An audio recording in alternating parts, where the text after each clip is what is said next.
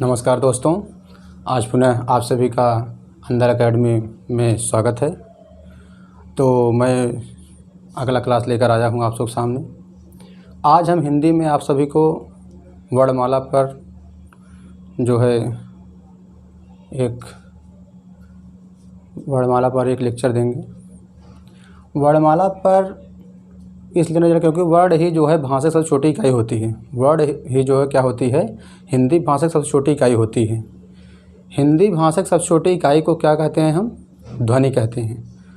और किसी भी भाषा की सबसे छोटी इकाई के उस ध्वनि को ही हम क्या कहते हैं, वर्ड कहते हैं। तो हम आज वर्णमाला पर चर्चा करेंगे आप लोग सामने।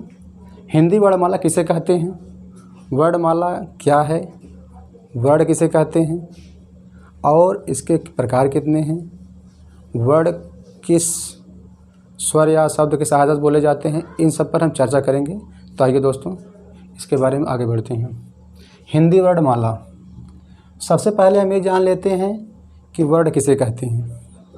तो वर्ड किसी भी भाषा से सबसे छोटी इकाई को हम ध्वनि कहते हैं, पहले ये जानिए आप। उसके बाद ध्वनि, किसी भी भाषा के छोटी इकाई को वर्ड कहा जाता है। किसी भी भाषा की सबसे छोटी इकाई को क्या कहा जाता है, वर्ड कहा जाता है।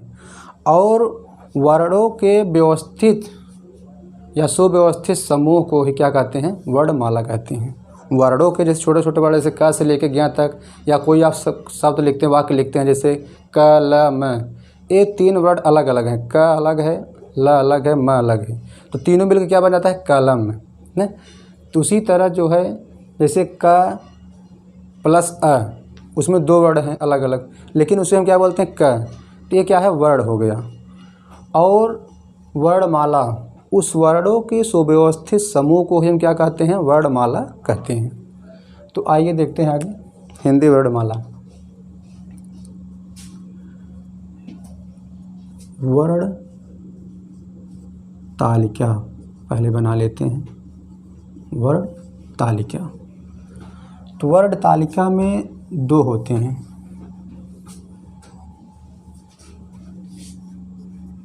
पहला क्या है, स्वर। दूसरा क्या है, व्यंजन। अब स्वर के दो होते हैं।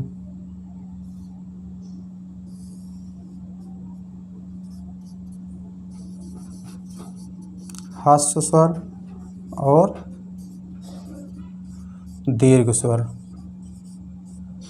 ह्रस्व स्वर और दीर्घ स्वर। दीर्घ से आपको पता चल जाना चाहिए, दीर्घ मतलब क्या होता है, बड़ा, और ह्रस्व में क्या होता है, छोटा।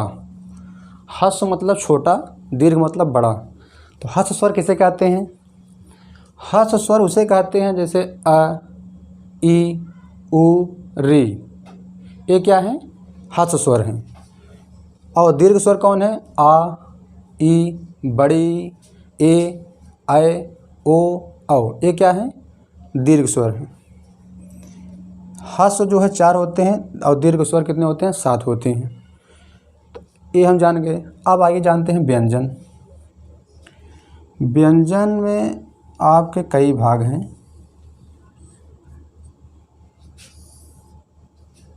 इसमें जैसे हो गया आपका स्पर्श व्यंजन,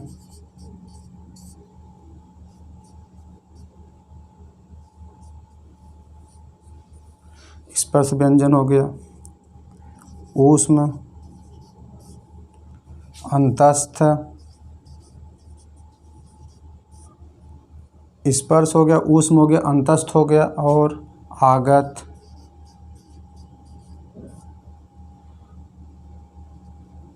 आगत व्यंजन। स्पर्श व्यंजन किसे कहते हैं, जो क वर्ग से लेकर प वर्ग तक बोले जाते हैं, उससे हम क्या कहते हैं, स्पर्श व्यंजन। क्या कहते हैं, स्पर्श व्यंजन। क वर्ग से लेकर प वर्ग तक बोले जाने वाले हम अक्षरों को क्या कहते हैं, स्पर्श व्यंजन कहते हैं। जैसे क वर्ग में क ख ग घ ङ, च वर्ग में च छ ज झ इ ञ, ट वर्ग में ट ठ ड ढ़, त वर्ग में त से न तक, त थ द ध न, प से प फ ब म। ये क्या है, स्पर्श व्यंजन। कितने होते हैं, 5 5। तो स्पर्श व्यंजन कितने होते हैं, 25। और आ गया आपका ऊष्म व्यंजन, जिससे बोलने में आपके मुंह से ज़्यादा हवा निकलती हो, जैसे स, खटकोड़ वाला स ख ह, ये क्या है? ऊष्म व्यंजन। अंतस्थ व्यंजन कैसे कहते हैं? जो आप बोलते हैं, जो मतलब आपके जीभ के मुंह के अंदर पिछले भाग की तरफ बोले जाते हैं, उसे क्या कहते हैं? अंतस्थ व्यंजन कहते हैं। जैसे य, र, ल, व, ये जीभ देखिए आपका अंदर की तरफ खींच रहा होगा जब आप बोलेंगे, इसे क्या कहते हैं? अंतस्थ व्यंजन। आगत व्यंजन, आगत व्यंजन जो मतलब बाहर से आए हों, या जैसे आगत में जैसे ज हो गया आपका, आगत में जैसे ज और फ, ये क्या है? आपके आगत व्यंजन है। अंतस्थ में क्या था? य, र, ल, व, ये क्या था? अंतस्थ व्यंजन। ये आपका आगत व्यंजन। ऊष्म व्यंजन कौन कौन सा था? स, ख, स, ह, ये क्या था? ऊष्म व्यंजन। स्पर्श में क्या था? क वर्ग से प वर्ग तक, क वर्ग से प वर्ग तक, ये 25 होते हैं, क वर्ग से प वर्ग तक। और ऊष्म व्यंजन कितने हैं? 4 हैं। अंतस्थ व्यंजन कितने हैं? 4 हैं। आगत कितने हैं? 2 हैं। इसी तरह जो है एक व्यंजन और आता है आपका संयुक्त व्यंजन। कौन सा व्यंजन? संयुक्त। संयुक्त व्यंजन किसे कहते हैं जानते हैं आप लोग? संयुक्त व्यंजन वह व्यंजन होती है जो 2 या 2 से अधिक शब्दों के व्यवस्थित समूह से जब जो मतलब संबंध होते हैं, उसे क्या कहते हैं? संयुक्त व्यंजन। जैसे छत, तरंग, ज्ञ और सर। जैसे आप लोग छ लिखते हैं तो क प्लस खटकोड़ वाला सा लिखते हैं, तब क्या हो जाता है? आपका छ बन जाता है। उसी तरह तरह लिखते हैं आप लोग तो त धन र, तो क्या हो जाता है? आपका बन जाता है तरह। इसी तरह ज्ञ लिखते हैं तो आप क्या होता है? ग प्लस ञ, ज्ञ हो जाता है। सरम भी लिखते हैं तो स प्लस र, सर बनता है। इसे क्या कहते हैं? संयुक्त। मतलब जो एक से अधिक अक्षरों द्वारा मिलकर बने उसे क्या कहते हैं? संयुक्त व्यंजन कहते हैं। आगत व्यंजन जो बाहर से आए हों, जैसे दूसरे किसी भाषक शब्द आए हों, जैसे ज हो गया, फ हो गया। अंतस्थ व्यंजन य, र, ल, व। ऊष्म व्यंजन किसे कहते हैं? स, ख, स, ह, जो मतलब ऊष्म, जो आपके मुंह से बोलने पर ध्वनियाँ सीटी की मतलब आवाज़ निकले, स की आवाज़ ऊष्म मतलब उष्मा, ज़्यादा मुंह से उष्मा निकले, उसे क्या कहते हैं? ऊष्म व्यंजन। इसका नाम ही ऊष्म मतलब उष्मा, जिसमें मतलब मुंह से बोलने पर उष्मा ज़्यादा निकले, उसे क्या कहते हैं? ऊष्म व्यंजन। और अंतस्थ व्यंजन मतलब जो अंदर की तरफ, मतलब जो मुंह में के अंदर जीभ के पिछले भाग से जो बोली जाए, मतलब अंदर की तरफ हवा खींचे, उसे क्या कहते हैं? अंतस्थ व्यंजन। जैसे य, र, ल, व, मतलब अंदर की तरफ खींचता है। और जब आप ऊष्म व्यंजन की बात करते हैं तो उस व्यंजन में स बोलते हैं आप, खटगोला सा बोलते हैं, या छोटा सा बोलते हैं, ह बोलते हैं, आगे की तरफ आपको निकलता है और उसमें ज़्यादा निकलती है, इसे क्या कहते हैं? उस व्यंजन। स्पर्श 25 हो गए। तो आगे बढ़ते हैं फिर हम आपका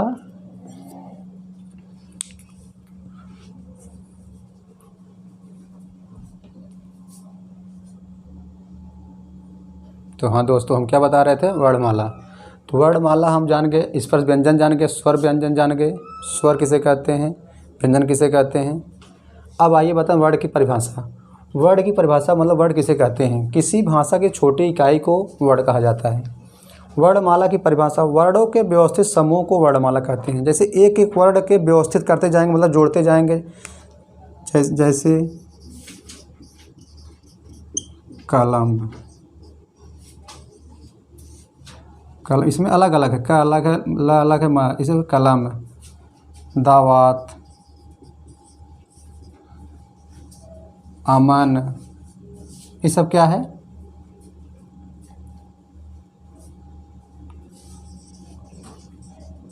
ये सब क्या है? वर्णमाला। मतलब धीरे धीरे वर्णों के व्यवस्थित समूह को हम क्या कहते हैं? वर्णमाला कहते हैं। स्वर किसे कहते हैं? आप लोग जानते होंगे। स्वर ऐसे शब्द हैं जो बिना किसी दूसरे की सहायता के या बिना किसी अवरोध के जो बोली जाती है उसे स्वर कहते हैं। स्वर जो है स्वतंत्र होता है, मतलब किसी शब्दों के मतलब सहायता से नहीं बोली जाती, उसे क्या कहते हैं? स्वर कहते हैं। और व्यंजन किसे कहते हैं?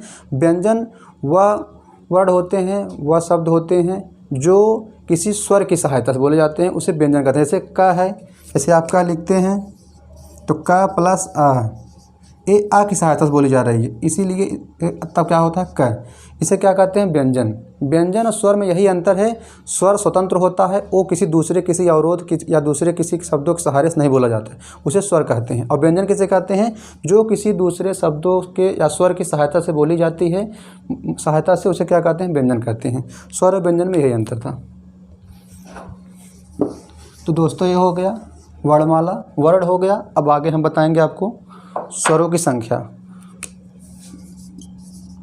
स्वर की संख्या, स्वर की संख्या 11 होती है।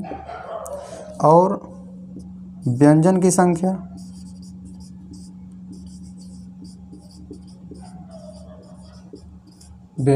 कितनी होती है?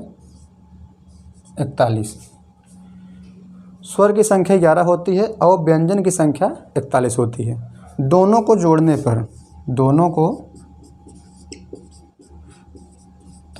पर कितना हो जाता है?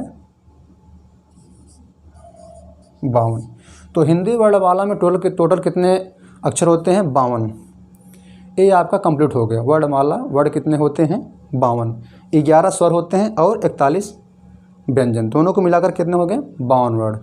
किसी किसी किताब में आप 53 पाएंगे, उसमें जैसे कहीं कहीं रे को मिलाया गया है, कहीं जैसे एक ड और ढ, ये दोनों जो है उच्छिष्ट व्यंजन में आते हैं।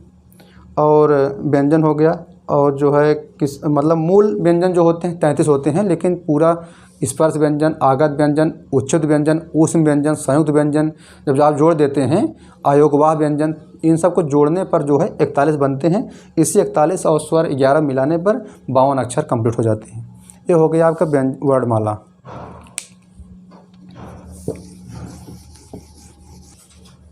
हाँ दोस्तों, अब आइए जानते हैं वर्ण और अक्षर में अंतर क्या होता है। वर्ण किसी भी भाषा सबसे छोटी इकाई ध्वनि होती है, उसी ध्वनि को हम क्या कहते हैं? वर्ड कहते हैं। ये हो गया वर्ड आपका। वर्ड मतलब एक एक वर्ड, जैसे क हो गया, ये वर्ड हो गया आपका। अ हो गया, ईश्वर है। लेकिन वर्ड जब आप बात करेंगे तो सिर्फ क ख ग, ये वर्ड।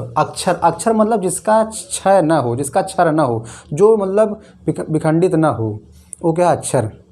वर्ण और अक्षर में अंतर यह है कि दोनों में अंतर यह है कि ये वर्ड और अक्षर बोलने के साथ साथ मतलब सुनने में काम आती है, लेकिन जो बोलने और सुनने के साथ साथ जो लिखी जाती है उसे हम क्या कहते हैं? अक्षर कहते हैं। ठीक है। वर्ण और अक्षर में विशेष मतलब मुख्य अंतर यही है। अब आइए जानते हैं वर्ड और अक्षर में मतलब क्या और विशेषताएं हैं। तो वर्ड और अक्षर। वर्ण और अक्षर केवल एक ध्वनि का सूचक है। वर्ड एक केवल ध्वनि का सूचक है। जैसे वर्ड केवल एक ध्वनि का सूचक है। जैसे क ख ग, ये क्या है? वर्ड केवल एक ध्वनि का सूचक है, जैसे क ख ग। बट लेकिन अक्षर में एक या एक से अधिक, अक्षर में एक या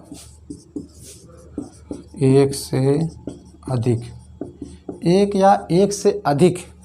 या एक से अधिक ध्वनि, एक या एक से अधिक ध्वनि उत्पन्न होती है।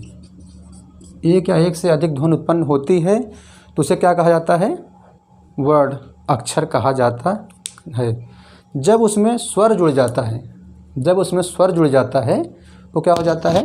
अक्षर। जैसे क, मैंने बताया था, फिर से बता दे रहा हूँ अब यहाँ। क प्लस अ बराबर क। इसमें लिखा है ना, वर्ड केवल एक ध्वनि का सूचक होता है, क ख ग, लेकिन दोनों में विशेष अंतर है, आप लोग जान लीजिए। यही दोनों में अंतर देखना है आप लोग। वर्ड में केवल एक ध्वनि का सूचक होता है, जो हम लोग बोलते हैं क ख ग, लेकिन अक्षर में एक या एक से अधिक ध्वनि उत्पन्न या जुड़ जाती है, जुड़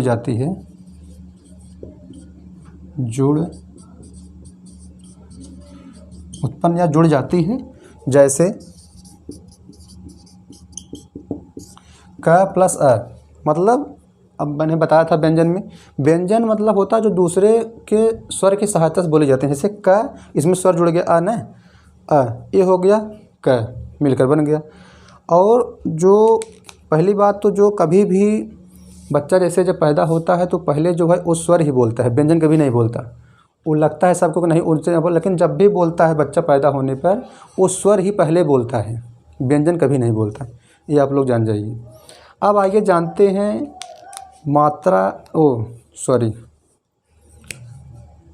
वर्णमाला हो गया, और वर्ड किसे कहते हैं, ये हो गया। वर्ड और अक्षर में अंतर हो गया। और वर्ड क्या बता रहे थे, वर्णमाला जो है पूरा आपके यहीं समाप्त हो जाता है अब। तो दोस्तों आज का चैप्टर जो था वर्णमाला पर था। वर्णमाला पर मैंने एक नज़र रखा, और वर्णमाला अब यहीं समाप्त होती है। और दोस्तों हमारे साथ इस चैनल और अंदल एकेडमी और हमसे जुड़ने के लिए बहुत बहुत धन्यवाद आप सभी का। आप लोग जो है इसी तरह जुड़ते रहिए, और लाइक्स और शेयर और सब्सक्राइब करना ना भूलें, जिससे आप तक पहली वीडियो, कोई भी चैप्टर आप तक पहले पहुंचे। तो जी हाँ दोस्तों, नमस्कार पुनः मेरा, और आपका चैनल हमेशा आपका स्वागत है, हार्दिक स्वागत करता रहेगा। नमस्कार।